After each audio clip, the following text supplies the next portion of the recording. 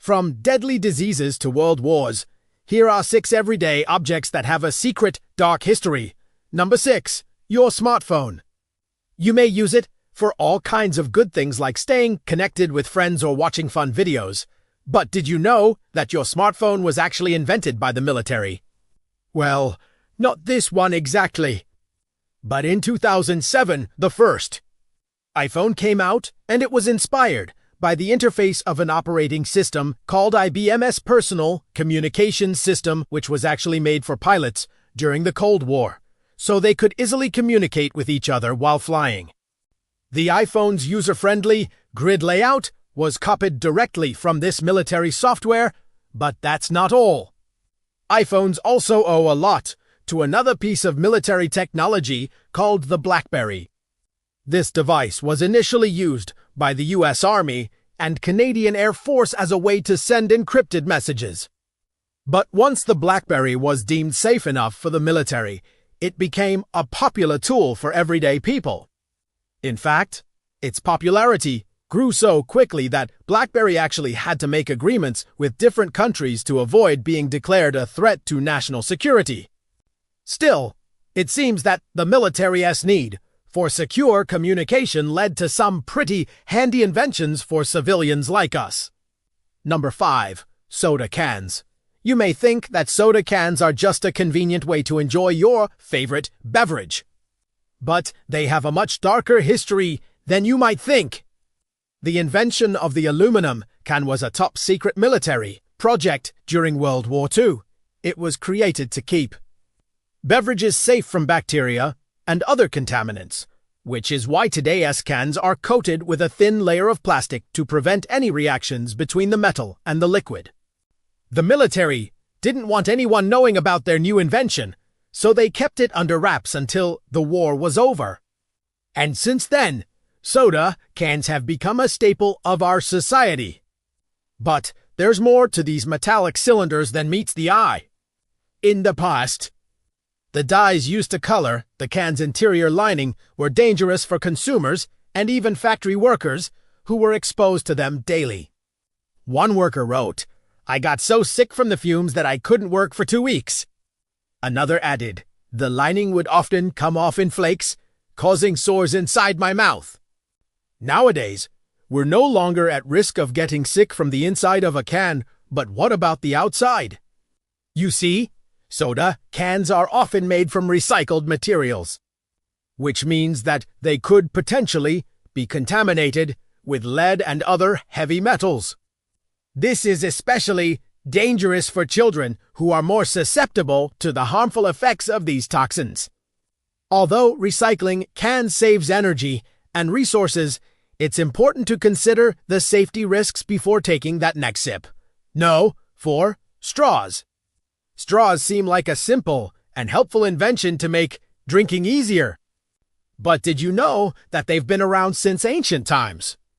Well, not exactly the ones we use today. In ancient Egypt, people used reeds as straws to drink their beer, and these were very different from modern straws.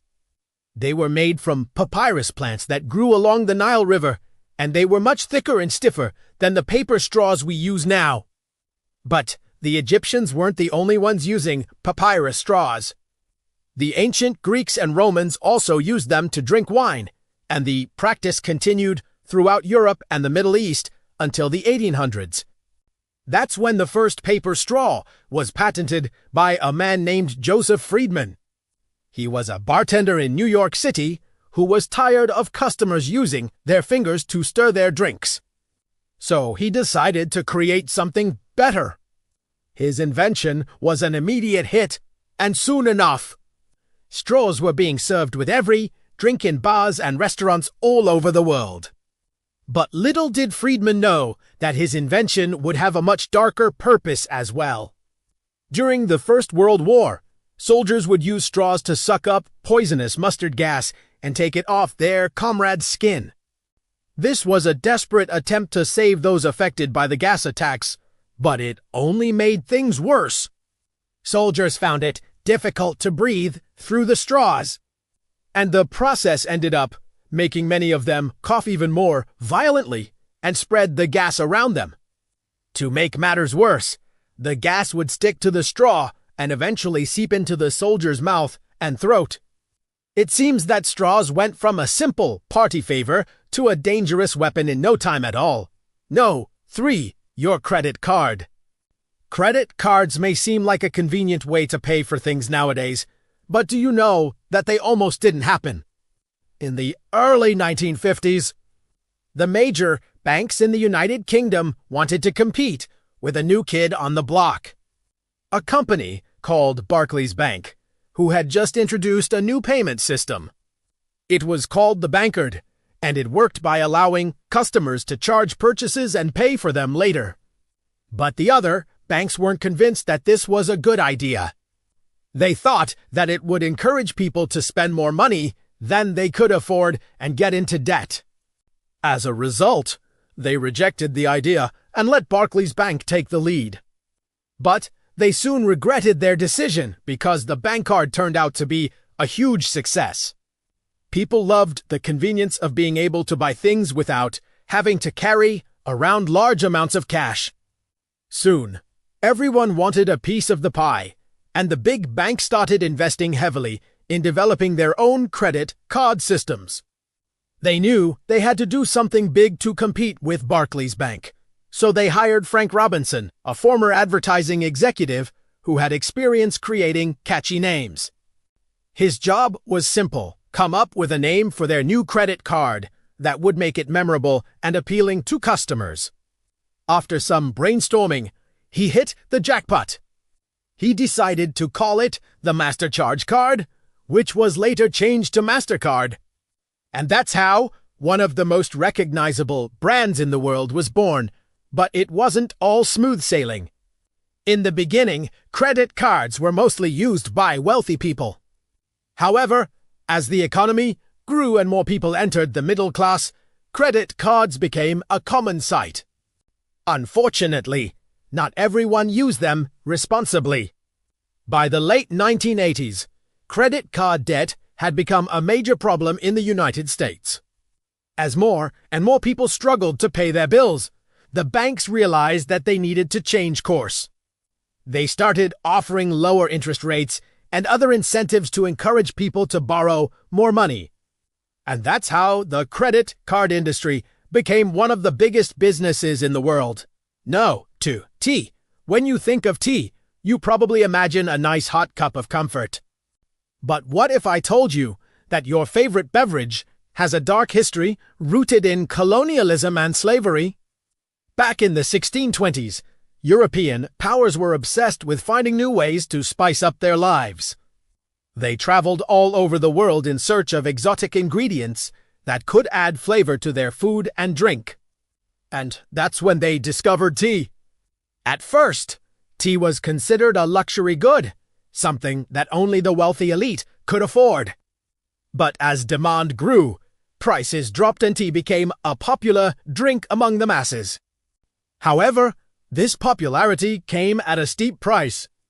You see, tea was originally grown in China, but European powers wanted to get their hands on it too.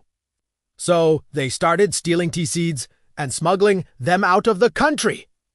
They set up plantations in places like India and Sri Lanka, where the climate was perfect for growing tea. But to make their tea, they needed workers. And that's when they started bringing in slaves from Africa. These slaves were forced to work long hours picking tea leaves and were severely punished if they didn't meet their quotas. It was a brutal system that lasted for decades and resulted in the deaths of millions of people. But tea drinkers today are mostly unaware of this dark history.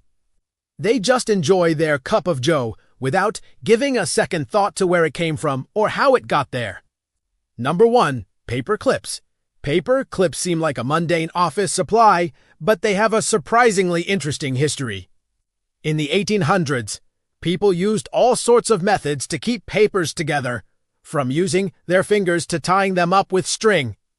But these methods were time-consuming and unreliable. Then came the invention of the paper clip. At first, paper clips were made by hand and looked like bent wires. They weren't very efficient and broke easily. But that all changed with the introduction of mass production. Suddenly, paper clips were being produced by the millions and sold all over the world. But who invented the modern paper clip and why? Well, there are actually two contenders for the title of inventor. The first is a Norwegian named Johan Voller, who patented a paper clip design in 1899. His invention was made from a single piece of wire and featured a unique oval shape. The second contender is a British engineer named Thomas Edison. He patented a similar design in 1901, but his version was more practical and easier to manufacture. Ultimately, it was Edison's design that won out and became the standard paper clip we know today, but it wasn't all smooth sailing. Paper clips faced a lot of competition from other office supply companies, not to mention they were seen as a potential fire hazard because they were made from metal. But none of this stopped the paper clip from becoming a staple in offices around the world. Today, billions of paper clips are produced every year, and you can find them in all shapes and sizes. All right, guys, it's time to wrap things up. Which object surprised you the most? Let me know in the comments below. And don't forget to subscribe so you never miss an awesome video. See you next time. Bye.